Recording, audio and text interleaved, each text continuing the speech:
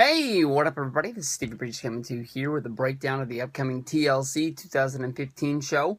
I will honestly tell you that I thought that Monday Night Raw was a fairly good show. Honestly, they were able to keep my attention for most of the 3 hours that things went down. Whether if it was the Lana coming out there with Rusev, or it was Tommy Dreamer coming out there with the Dudleys, Sheamus and his 515 shirt going up against Roman Reigns. Even though I sort of could see the writing on the wall early on in the show that they were going to do the 8-man tag at the end, which ended up becoming I guess an 11-man tag with 7 on 4, or is that 12? Whatever it was. But one thing leads to another is that even though Monday Night Raw hasn't been hitting on all cylinders, honestly, I will tell you that the WWE TLC 2015 show doesn't look that bad. It wouldn't be a show that I would order if it was still on pay-per-view, but breaking this down for WWE Network price of $9.99 a month, this looks like a steal of a deal to watch on the WWE Network. I guess it's not this Sunday, it's next Sunday, which I think that means that Monday is the Slammies. Wow, that snuck up on me real fast. I'm pretty sure that would be the go-home show, and unless they've moved it, I'm pretty sure that's the Slammies. But looking over it, you've got Sheamus versus Roman Reigns in a TLC match, which, in my mind, I don't think they're going to put the championship on Roman Reigns. And where they go from here when Sheamus gets the win and Roman Reigns, does he just immediately declare that he's going to be going into the Royal Rumble and this is how he's going to go after the WWE Championship, is having to win it? Is he going to be a guy that's not even in the Rumble because they're going to do Sheamus versus Roman Reigns one more time at the Royal Rumble? Is another way that they could go. So, I'm looking forward to Roman Reigns losing the match one way or another. I'm just looking forward to, how they're going to, continue Roman Reigns' ever-longing chase, which has been going on for, I guess, 2 years now.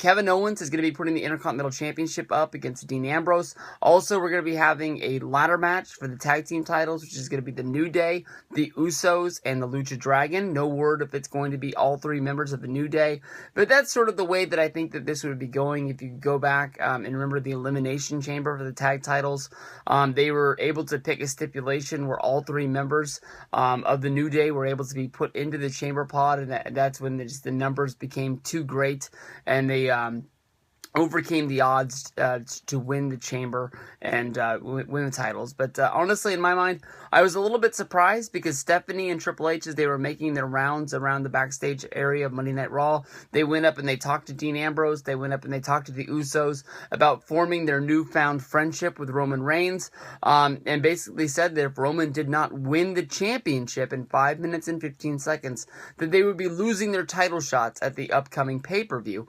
Now, everybody knows that by disqualification, Roman Reigns did win the match, but he did not win the championship.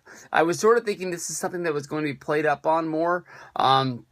Obviously, these matches have to go down. I guess the Usos could be taken out of the match, and it could be the New Day against the Lucha Dragons, and maybe Kevin Owens could find somebody else to fight, but it just seems like, as much as we've been seeing Dean Ambrose and the Usos on Monday Night Raw, it would make more sense if these are the matches, but maybe having to, jump through hoops in order to put this together. Maybe that's what they're going to do on Monday. But normally, the shows that end up having the Slammies, because of all the awards that they give out, they don't have a lot of time in order to be giving out match stipulations and things like that. So, the matches that aren't confirmed for the show, it looks like it's going to be Alberto Del Rio going up against Jack Swagger. That looks like it's going to be a chairs match.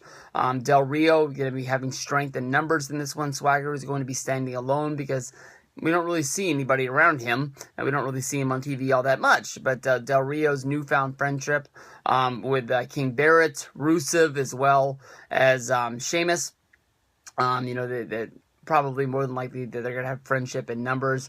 Maybe this is where John Cena returns to come back and maybe help out Jack Swagger. But then again, do you think Swagger and Cena are 2 guys that are going to be high-fiving each other at TLC? I'm not really quite sure, but if somebody's going to be coming back and fighting against the new Shit, I was going to call them the Kingdom, and I was thinking of ROH. What the hell are these guys' names? The League of Nations. It sounds like a pretty cool name. It sounds like some sort of a comic book group. But Cena's going to be needing somebody. But then again, how many times have we ever seen Cena go up against a faction, whether if it's a Nexus or anybody else, and he doesn't need any help in the back? Charlotte versus Paige. Probably going to be a good match, but at this point right now, it's just a match that I really don't care about. Ryback versus Rusev. And Neville versus The Miz. I don't know anything about that. And then the Dudleys and Tommy Dreamer going up against the Wyatts in a tables match. I don't know if I was felt thinking that maybe the Dudleys and Tommy Dreamer was going to get another outside hand, whether if it's Rob Van Dam, Little Spike Dudley, some sort of an ECW guy to fill in the group and make it a 4-on-4. I think that would make it a little bit more fun. But honestly, this as a series of matches on a Sunday night on the WWE Network sounds like a good pay-per-view to me.